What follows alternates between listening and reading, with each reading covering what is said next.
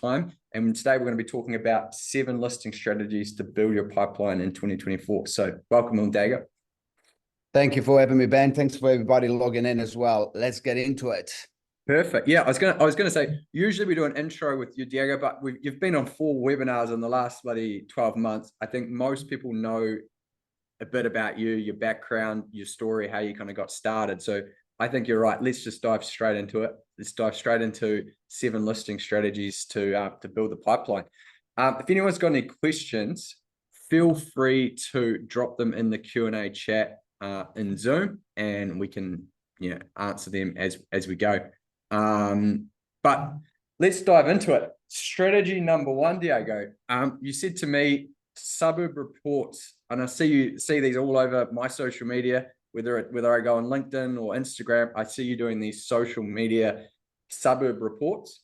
Can you tell me a little bit about these and the value that it seems to be providing for your business? Absolutely. So this is definitely not one of those reinventing the wheel strategy, right? Let me just say this from the outset.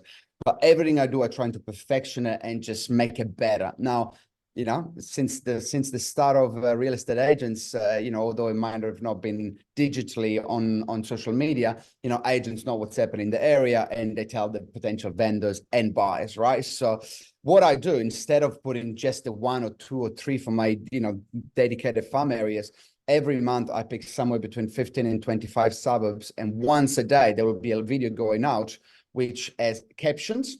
Now, I started doing it from my phone with a little microphone, and now I got to the point that I just record them all in one and send it to my editor in the Philippines, and I get it back with a little bit of B-roll as well. But it's very simple. The content that I get that I'm talking about in these reels and this social media content, it actually comes from Ryan's. And you can go and look for any suburbs that you want. If you're in Wellington, you're selling in whatever suburbs you are in, you can actually go and find out what's the lowest sell, what's the highest sell, the average days on the market, and how much the market came up from the previous year or the previous month. It's very easy to find, right? So even if you don't have a PA, you can easily spend 10, 15 minutes to find your 10, 15, 20 suburbs that you want to do, record them all at once. And, before I was sending it to the Philippines, to my editor in the Philippines, I had this app called Subcap.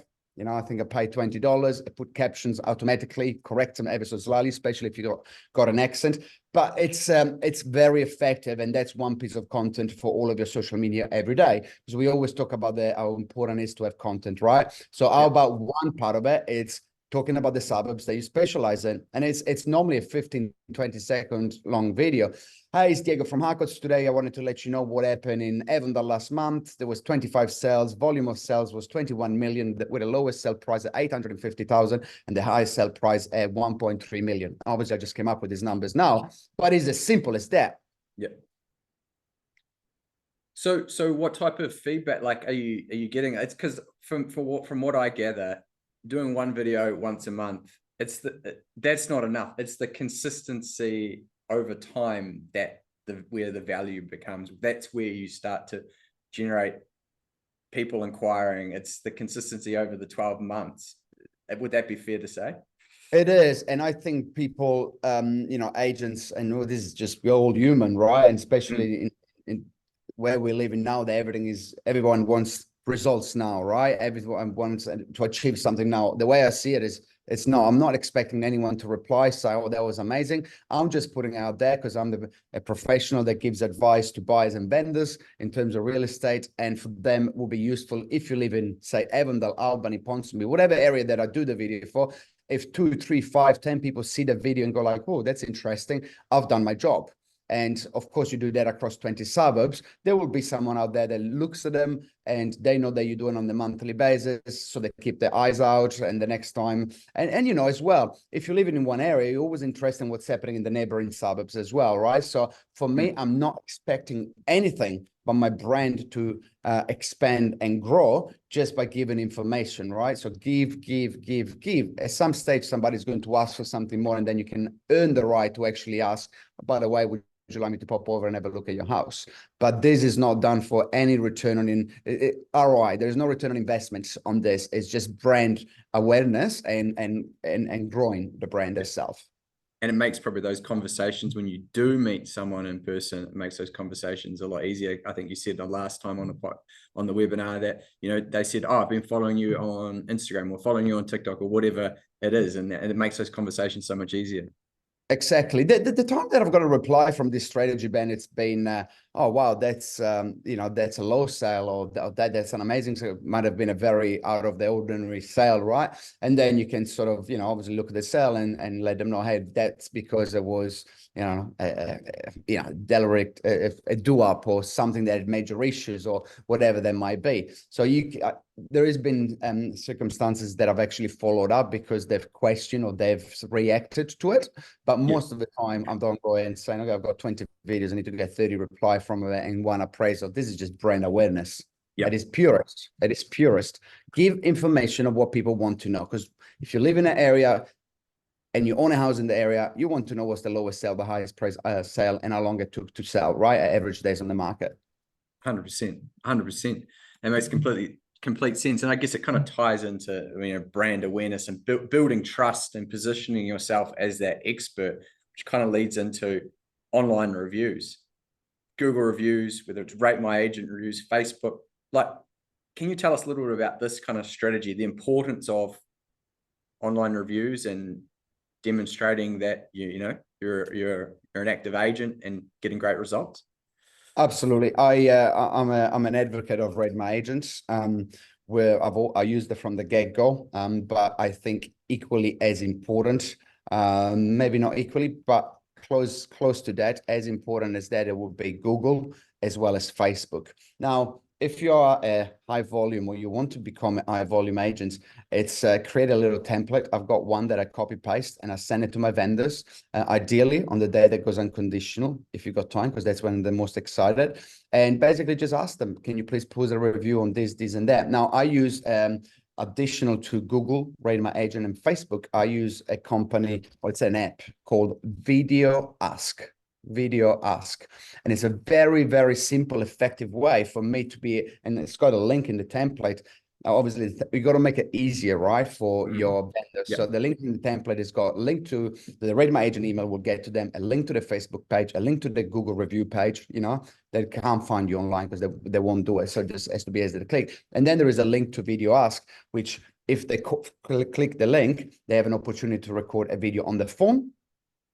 And then once I recorded it, I get a notification that I've got a video. So my database, my reviews on YouTube is not as big as I would like, but I've definitely got a lot of video reviews. And every time I get a new one, it goes in the same playlist, if you might want to call it, or part of the channel. Because of course, after I do an appraisal, I'll send them the link to my video reviews, right? So I need to keep adding more and more and more. Now, if I go on Google and Facebook, I'm not as egotistical that I go and compare myself with others, but every now and then I go and check, you know, the status of if it's still growing and whatnot. And Facebook and Google, they've got a lot of reviews. I don't know how many, maybe somewhere between 50 and 100, no idea. But I want to be sure that that keeps growing, because the algorithm on Google is going to pick you if you got a lot of reviews and you got your Google business and all of that. So that's crucial, as well as Facebook. So I don't think that in this DNA, you cannot have just a Rate My Agent. You got to have as well Facebook and Google because of the importance in the marketplace. It's massive. But don't forget video either. Video is crucial. 100%. Yeah. And so what'd you say? I think I can hear some agents asking, like, what's your success rate on getting video testimonials with this tool called Video Ask? Like, is it like 10% of vendors or 20%? Like about 10%, about 10%. Yeah. A more effective way, I think it would be to do it by the signboard with the vendor. But again, that's quite confrontational. And although they say yes, they're happy to do a review, once you ask them again, they might be saying that actually they're not good on camera. So look, I'm okay if 1 out of 10 does it, because they'll still be 30, 40, 20, 30 a year. So I'm okay with that. But the Rate My Agents, Google and Facebook, I like to get as many as I possibly can, especially Rate My Agent, because you get awards and whatnot, of course, out of it, which is good for the industry and your profile. 100%. And I was actually talking to Sam on a webinar before, and he said, you know, Rate My Agent's great, but if you're just starting out, it's going to be very hard to to get to the top and rate my agent as you're competing with people who've been in the industry for a long time. But a really low hanging fruit would be that Google reviews side of things. And if you could have the goal of being, have the most Google reviews or the most 5-star Google reviews in your specific suburb, that's something that you can kind of hang your hat on as how, I'm the most highly rated Google reviews agent in, West Auckland or whatever it might be. And there's a little opportunity there. So if everyone thinks, oh, I'm too late to rate my agent, Google reviews, I still think there's a massive opportunity there. Plus, Rate My Agent, it's only linked to a sale and a purchase. Now, please listen to my next word carefully. It's not like I'm going to go on Google and ask for a review to someone that I've never met. But the reality is that with Google and Facebook, you could have someone that you worked as a buyer and they bought through someone else, but you can say, hey, look, I know you didn't buy through me, but would you be happy to leave a couple of words on my service? Now, you cannot do that on Rate My Agent, but you can do that on Google and Facebook because it doesn't necessarily need to be linked to a sale that you've done. But obviously, be honest. Don't ask Uncle Bob to put a review about a house sale that did not sell, because then you lose. It's all about integrity, this business. And the moment you lose the trust of the public, you lost it. Yeah, yeah, completely. And that's a good point. So moving on to, like, I use email a lot in my business, and probably some people know that, and they probably get sick of those emails. But anyway, Diego, you also said you've used email a lot in your business as well in order to build those relationships with the people on your database. Like, how are you using email in your business? How are you making sure it's personalized and relevant to everyone? Because, there are tools out there like Active Pipe and these tools that will bulk email out to everyone on your database, generic sales. But how are you keeping that personalized and, for the people on your database, so you're actually adding value? And this is where you might be able to chip in as well. But I'll tell you what I do and what I've been doing for the last few years. Now, I truly believe that if you as a consumer, as a vendor, as a buyer, receive an email and at the bottom says unsubscribe, it's all marketing. There is no meaning behind it, because yes, it's addressed to your name, but it's addressed to everyone else's name within 3 seconds and it goes out. So my opinion is that it's always been that I haven't done a mass mail out for years. I got a PA that once a month will email my old database. Hey, Ben, here's the highest and lowest sell for last month in Avondale. Keep coming up with the same suburb here. They cannot unsubscribe. Now, do I get some sort of small rate of people say, stop emailing me? Yes, I do. And I remove them from the database because they ask for it. But that is not spam. Now, again, I'm not an expert on this, but this is me emailing someone directly from my email address addressed to their name. And it takes about a day and a half to do my 2,000 people in my database. So, it's got more meaning. So that has always been my strategy from the last couple of years. I find that every time I send out a mass email through MailChimp or whatever I was using before, the unsubscribe rate was like, 10, 15%. When now I only sell it to my vendors, and most of them, if not all of them, very, very rarely, maybe 2 or 3 out of 2,000 will ask to be unsubscribed on a monthly basis. And normally, Ben, those are people that I've not seen in person. They've gone on the data because they might have done a digital appraisal. Everyone else, and again, the rate of reply for this kind of email, I would say it's about the 2 to 3%, which is not bad if you think about it's 2,000 people, and not it's people commenting on the lowest sell, or they're surprised about it, or they're shocked about it, whatever that might be. Yeah. And this is a branding play as well, almost as well. It's about building that relationship, building those touch points with those people. It's not like, what's your ROI on your email? This is something that you've been doing every single month for the last X number of years as a way of staying top of mind and building trust. Am I getting that right? I'll give you one example. Laurie and Ellison from 27 Glucina that I saw last Friday night. We went to see them on Tuesday morning to take a picture and drop off a little gift basket. And Ellison told me, do you remember, Diego, a few years ago? And that was somebody I door knocked about 8 years ago at the start of my career. And she said to me, Diego, do you remember the time that I told you not to call me because you told me you wouldn't hound me, but you called me too often? And I was like, no, I can't remember. It's like, well, I'm glad you don't, because I thought maybe you got upset at me. But Diego, I'll tell you what, thank you so much for keeping in touch every now and then. Now, for me, I look at somebody saying, please don't call me again. I'll never call them again. But if they get an email every month and a text message every now and then, in their opinion, they thought that I kept in touch with them. Of course I did, but I can't remember a single point of contact because it's about giving quality information to someone without me having to think about it, because we are talking to agency as somebody that I'm assuming the majority of people in this seminar, they are agents, they want to do more, right? That's why we're learning. And if you want to do more, you actually got to let go of those tasks so you can focus on the big fish stuff. Yeah, that makes sense. And I think it's great as well. You weren't discouraged when she said, don't call me. You just said, yeah, no problem. And then keep communicating in other different channels. Correct. Yeah. So moving on to back to social, if you like, and looking at Instagram, you're probably more active. Well, you're active across all your social medias, but I think you might have said once that Instagram is one of your favorite channels for the content. So how has Instagram impacted your business in terms of a branding play and building trust in the community? And Yeah, then and it's interesting. we talk about maybe this little screenshot we've got here as well after.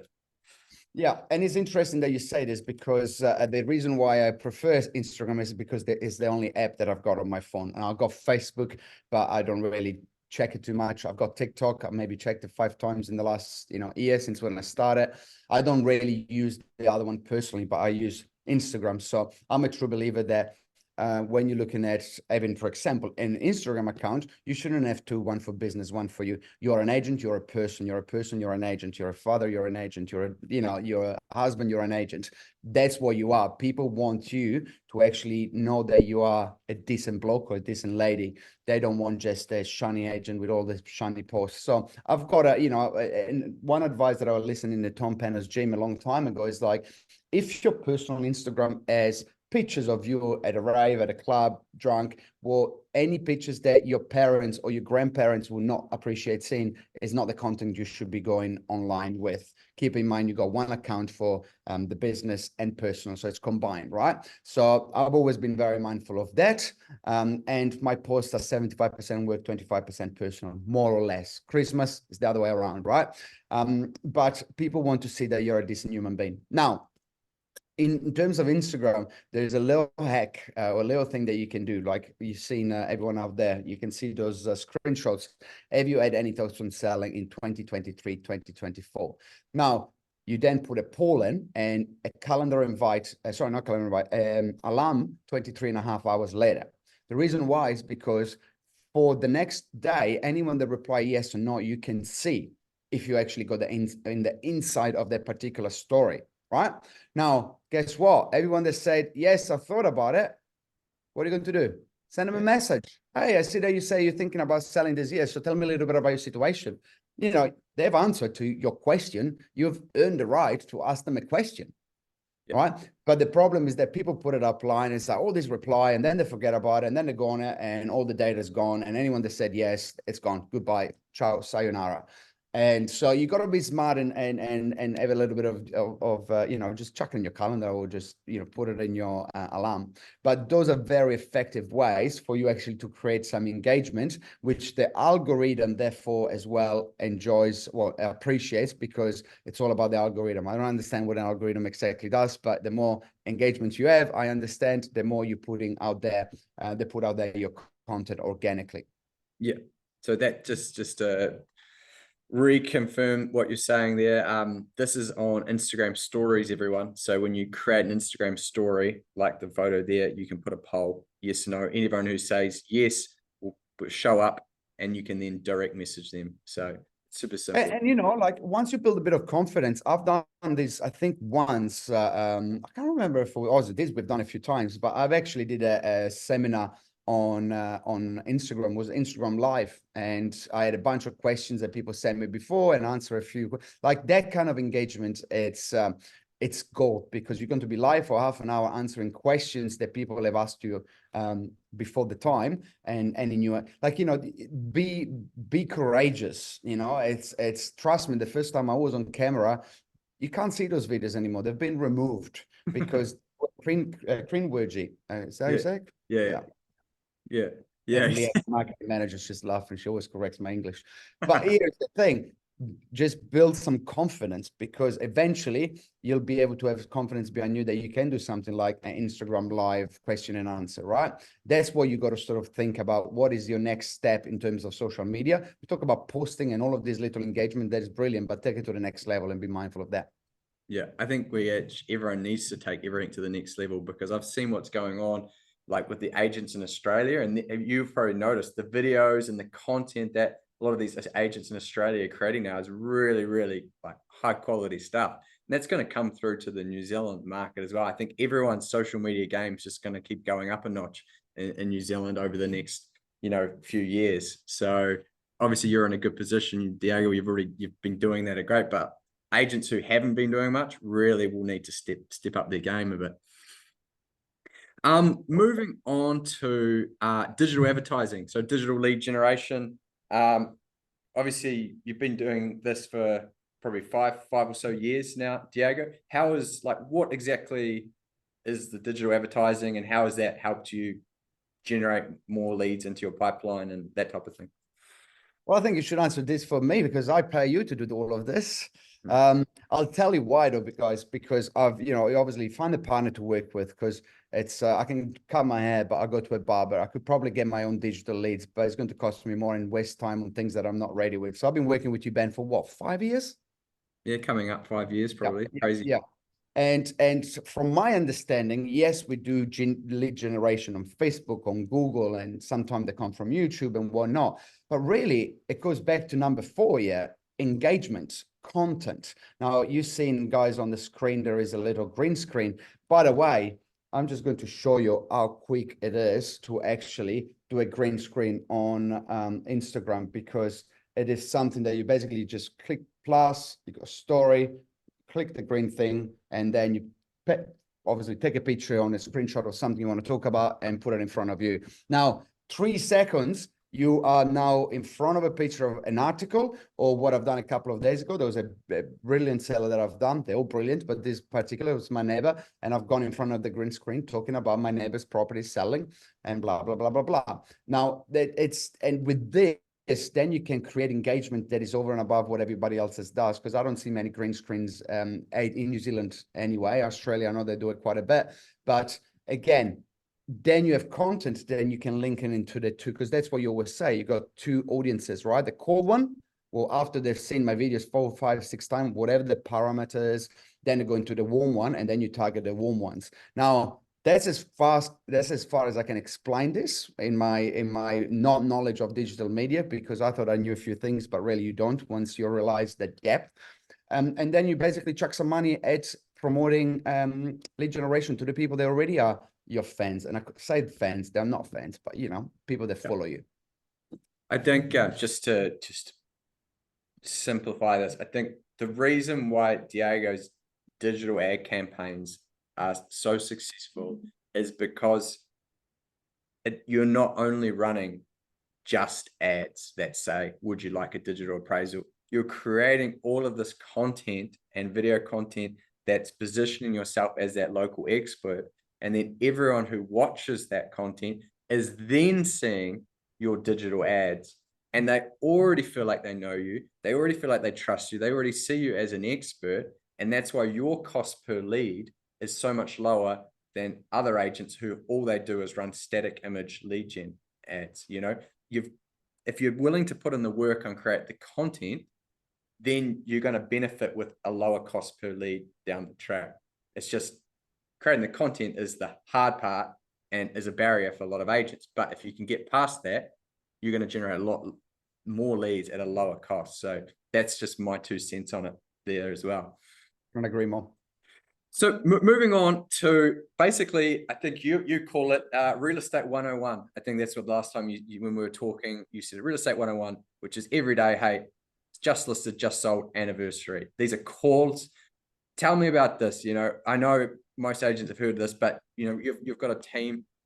This is something that you're really obviously encouraging your team to be doing actively. Interesting enough, Number 6 is very powerful, but I would remove the call from my business. And this is the more in line. I realized that some people don't like people with accents, or maybe this was just in my mind. So if quite a long time ago, probably we're talking about 5-6 years ago, I slowly stopped doing calls and moved to text messaging instead. So they just listed, just sold the anniversary, the system and process is behind, but I personally don't call. I feel that, and look, guys, by all means, I did a lot of calls in the first couple of years, but then moved from there organically to a different way for me to run my business. In my opinion, a lot of time people don't want to be called, but nobody minds a quick text message. Yeah. We live in a busy world that, I don't know you, but every time your phone rings, and it rings all the time, I'm like, what's next? What is next? Because phone calls are important. Now, and I'm not saying that it just sold is not important, but is it as important that somebody will take 3 minutes of the time to talk to you? Now, make your call. You are your own business.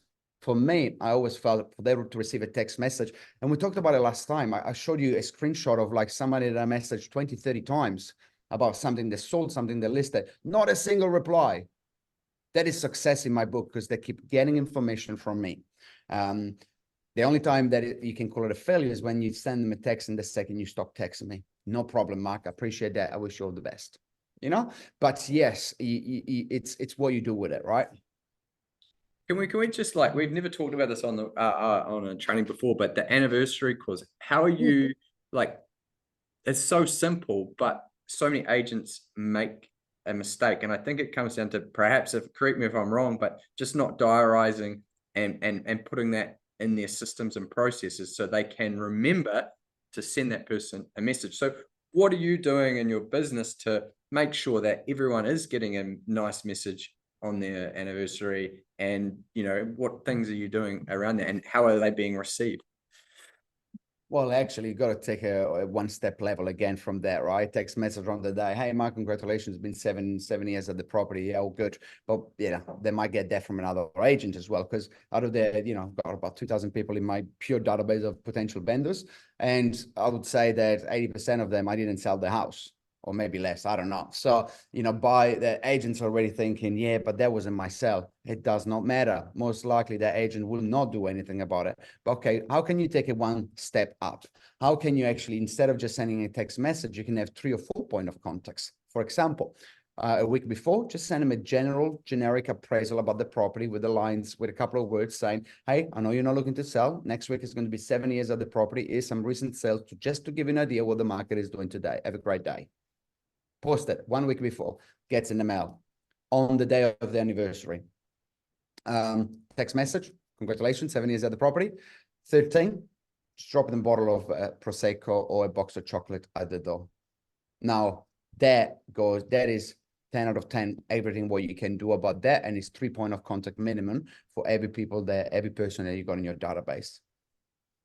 And just so, just to clear that up, you're doing that, Diego, even if you didn't sell their property. This is everyone, correct? And so you're doing this with Mark, who 7 years in his property. I think perhaps the agent who sold it 7 years ago probably has stopped delivering that type of quality service, and you're there, sending that email, delivering that letter, or sending that mail, then sending that text message, and then with the Prosecco. That's awesome. And have you found you've got business out of that? I always get asked where I get my business. I don't know. I don't know. It's everything working together.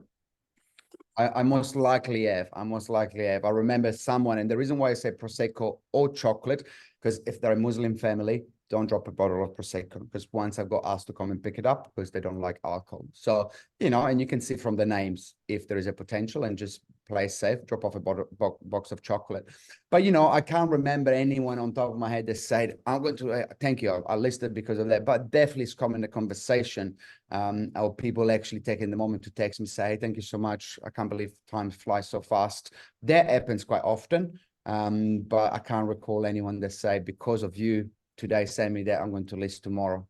No, I think it's everything that we've talked about in combination and more. That is the reason why they decide to get you in. So that makes complete sense. And just the final one which is also very similar to this, but you mentioned before the text messaging side of things.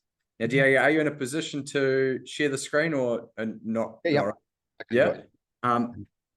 I think you should be able to share your screen, but basically this is a tool that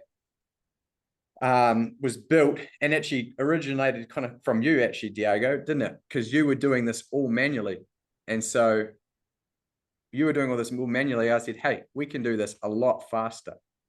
So explain how this works and how this is saving you some time. Well, my goal has always been, okay, if you're on my database or you're a potential vendor, what information do you want to hear on a regular basis and normally once a month? Probably the recent sale around you, right? Bread and butter. The problem with that is that I had an address. Then I had to go on Property Smart, find the recent comparable, have a little blurb that I was copy pasting, changing the name, talking about the property, changing the price. So that was a minute-long exercise for each minimum, right? Sometimes if it's a little bit, anyway. So that was my biggest pain in the backside because I didn't make calls. I was making text messages, but sometimes you get too busy. And if you're too busy, you're missing out. So I'm guilty of that as well. It's not like I'm the perfect agent. Good at what I do. I've got all the system and processes, but sometimes you get busy. So I was like, Ben, and remember you saying, Diego, what can I do to help you? And it's like, allow me to send a message every 3 seconds to someone from my phone. And here's what it is. So let me just put it on screen. Can you see my screen okay? Yep. Beautiful. So this property in Opsonville, these are all the people within 400 meter radius. And I'm going to send a message to Deepu. There you go. Deepu sent. Now, the beauty of this, as you can see from this message for Deepu, is that the name is already there. The property address is already there. The sale price is already there. And I'm finishing with, if you like more information on the sale, just let me know. Now, look how many messages I've sent to this guy. Now, it's obviously at some stage we did an appraisal. And since then, 1, 2, 3, 4, 5. It's not many, but that is five messages that somebody received. So, and it's as quick as that. So you go there, sent. That is a 2-3 second job. Yeah. Couldn't be any easier. It couldn't be any easier, right? Like, I mean, if you don't do 10 messages a day that way and it takes you like 5 minutes, I think you're doing something wrong. I normally do it when I've got like a couple of hours free or I'm doing something in the background. Next. And there is a lot of communication coming back because people comment sometime, not all the time. Yeah. We've been rolling this nurture tool out for a year now, and a lot of people on this call have probably seen me present it. But it's only now that we really start to see like the wider feedback and results. And what I've found is that someone who uses it once a week for 10 to 15 minutes are the ones that are picking up listings and appraisals from this. It's all about consistency. And just being consistent with that side of things. I think that's like with everything in real estate or in business in general. You need to be consistent and you need to continue to do something and execute. So if anyone is interested in kind of trialing what Diego just showed you there, we've got some amazing success stories. I could go through that, but I'm not going to. But if you want to give it a trial, we're offering a 30-day free trial. Which gives you the opportunity to upload your database into Nurture, have a play around, send out some text messages. If it's not for you, you can always cancel and there's no cost at all. So that's 30 days completely free. And then moving forward, it's $99 every 3 months. So it's $33 a month paid quarterly. So that's super, super affordable. It just gives you that opportunity to keep in touch with the people on your database, save you a huge amount of time. And yeah, pick up more listings and appraisals. So anything else you want to, I'll send out an email to everyone after this with a link. Otherwise you can scan this QR code. But just anything else you kind of want to add there, Diego, or from the text message side of things? All good? You get a free 1 month trial, so give it a try. I mean, I am one of the most active agents in New Zealand and I use it religiously. So why not? Don't reinvent the wheel, make your life simpler, make your business simpler, spend less time doing things that are not as dollar proactive. And look, texting people is extremely high dollar proactive, but if you've got to take you 20 minutes to send 10 messages instead of like 30 seconds, well, I've got another, 90 minutes and 30 seconds more than you to put it into other things. So give it a try. It's free, so why not? And you'll be surprised. You'll be surprised how much that helps your business and your day as well, because we all got lives as well, right? You know, those 19 minutes you can spend it you can use it spending with your kids or go to the gym, whatever fills your cup. Yeah. Yeah. Thanks, Diego. So now I'd just like to open up to questions before we wrap things up. But I guess, Diego, you also offer like coaching and trainings and things like that. So if anyone wants to have a more of a detailed one-on-one conversation with Diego, what's the best way to get in touch with you, Diego? Any social media. I mean, Instagram, because I check it on my phone. Otherwise, diego@diego.nz. But you'll be able to find me pretty easily on Google. Awesome. Hey, well, just a couple of questions. Fire them through before we head off. Question from Diego. Shannon's just saying, I'm just learning doing my papers. I want to know if you suggest adding your business to your current social media platform or starting a new page altogether. I wanted to know if you suggest adding your business to your current social media platform, Instagram, or start a new page. Or not sure exactly. I think from what I understand, she's got an Instagram. She should start a new one. No, absolutely.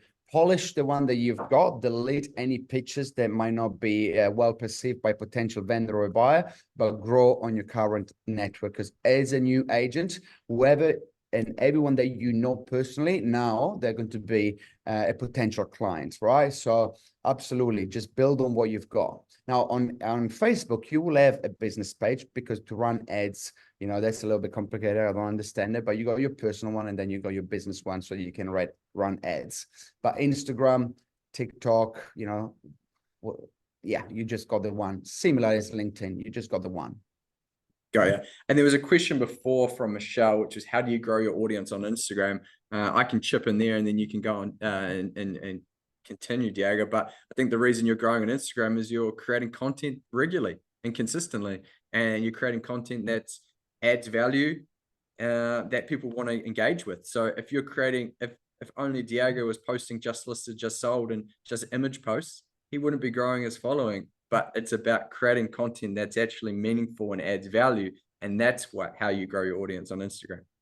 Yeah, and then you could do a few other things, like a little competition. You know, we did the Easter competition where we had, like, you know, thousands of entries, and you know, they had to like the page in order to enter the competition itself and all of that. So you know, you could give away baskets, you know, could give away a petrol card, and all they need to do is subscribe and share it, whatever that might be, right? So there is many ways. This is not reinventing the wheel, but every now and then have some engagement, put a couple of $100 into something to give away, and that's another way how you grow on top of organic social media content.